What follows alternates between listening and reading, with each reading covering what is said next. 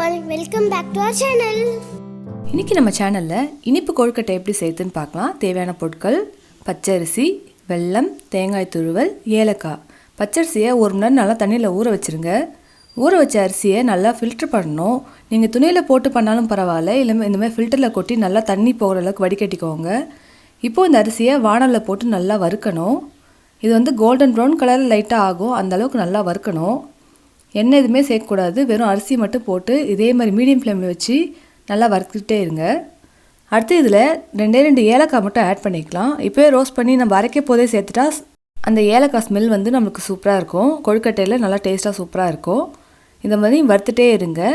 ஒரு 5 மினிட்ஸ்க்கு அப்புறம் பார்த்திங்கன்னா இந்த மாதிரி தண்ணி எல்லாம் போயிட்டு நல்லா நைஸாக ஆகிடும். உங்களுக்கு வந்து பொரி அரிசி வறுக்கிற மாதிரி ஆகிடும்.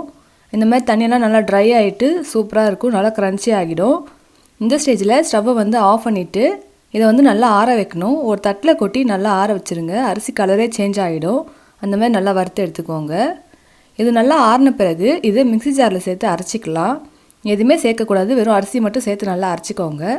இதை வந்து ஃபைன் பவுடராக அரைச்சிக்கணும். ஃபைன் பவுடர்னால் இது வந்து ரவை பதத்தில் இருக்கணும். இப்படி பார்த்திங்கன்னா உதுத்து கொட்டிங்கன்னா ரவை மாதிரி இருக்கணும். இந்த அளவுக்கு இருந்தால் தான் கொழுக்கட்டை வந்து நல்லா சூப்பராக இருக்கும், நல்லா டேஸ்ட்டாக சாஃப்டாக இருக்கும். இப்போது ஒரு வானலில் 2 கிளாஸ் அளவுக்கு தண்ணி ஊற்றிக்கலாம். 1 கப் அரிசி எடுத்துக்கிட்டிங்கன்னா அதுக்கு 2.5 கப் தண்ணி கூட ஊற்றலாம். 1 கப் அரிசிக்கு 1 கப் வெல்லம் சேர்த்துக்கோங்க. எந்த கப் யூஸ் பண்ணுறீங்களோ அதே ஃபுல்லாக யூஸ் பண்ணிக்கோங்க, அப்போ தான் மெஷர்மெண்ட் கரெக்டாக இருக்கும். 1 கப் அரிசிக்கு 1 கப் வெல்லம், 2லேருந்து 2.5 கப் தண்ணி ஊற்றிக்கோங்க. இப்போ வெல்லம் நல்லா கரைய வச்சுக்கோங்க. இந்த டைமில் வானலில் தேங்காய் துருவலை நம்ம வறுத்து எடுத்துக்கலாம். இது ஆப்ஷனல் தான், வேண்டாம்னா விட்டுடலாம். தேங்காய் சேர்த்து கொழுக்கட்டை செய்யும்போது டேஸ்ட் இன்னும் சூப்பராக இருக்கும். ஸோ இதை வறுத்து தனியாக எடுத்து வச்சுக்கோங்க. இப்போ நம்ம வெல்லம் நல்லா கரைஞ்சிடுச்சு, நல்லா கொதி வர ஆரம்பிச்சிச்சு. இந்த மாதிரி எந்த கட்டியும் இல்லாத அளவுக்கு நல்லா கரைச்சிக்கோங்க. நீங்கள் வேணும்னா ஃபில்டர் பண்ணி கூட எடுத்துக்கலாம். இப்போ வந்து பொங்கி வரப்போது ஸ்டவ்வை ஸ்லோ ஆக்கிக்கோங்க.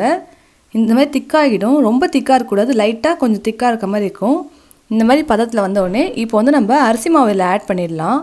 நம்ம அரைச்சி வச்ச இந்த அரிசி மாவை கொஞ்சம் கொஞ்சமாக ஆட் பண்ணி மிக்ஸ் பண்ணுங்கள். மொத்தமாக கொட்டினீங்கன்னா லம்ஸ் அதிகமாகிடும், அப்புறம் வந்து உடைக்கிறதுக்கு கஷ்டமாகிடும்.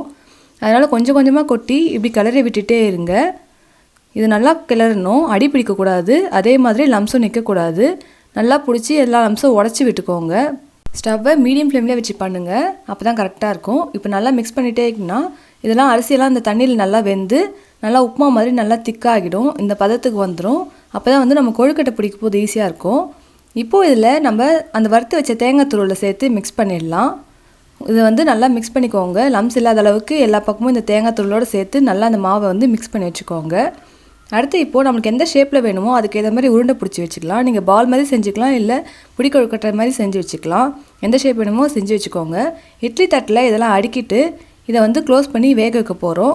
ஸ்டவ்வை மீடியம் ஃப்ளேமில் வச்சு ஒரு 10 to 15 மினிட்ஸ் இது வெந்தால் போதும். சாஃப்டாக சூப்பராக வெந்துடும். இப்போ பார்த்திங்கன்னா நம்ம கொழுக்கட்டைலாம் வெந்துருச்சு, கலரும் சேஞ்ச் ஆகிடுச்சு, அண்ட் நல்லா சாஃப்டாகவும் இருந்துச்சு.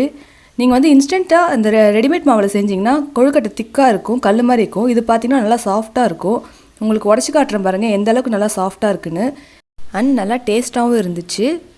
இந்த மெத்தடில் ட்ரை பண்ணி பாருங்கள், கண்டிப்பாக சாஃப்டாக இருக்கும். இந்த வீடியோ உங்களுக்கு பிடிச்சிருக்குன்னு நம்புறேன். பிடிச்சிருந்தா கண்டிப்பாக லைக் பண்ணிவிட்டு எப்படி இருக்குன்னு மறக்காமல் காமெண்ட்ஸில் சொல்லுங்கள்.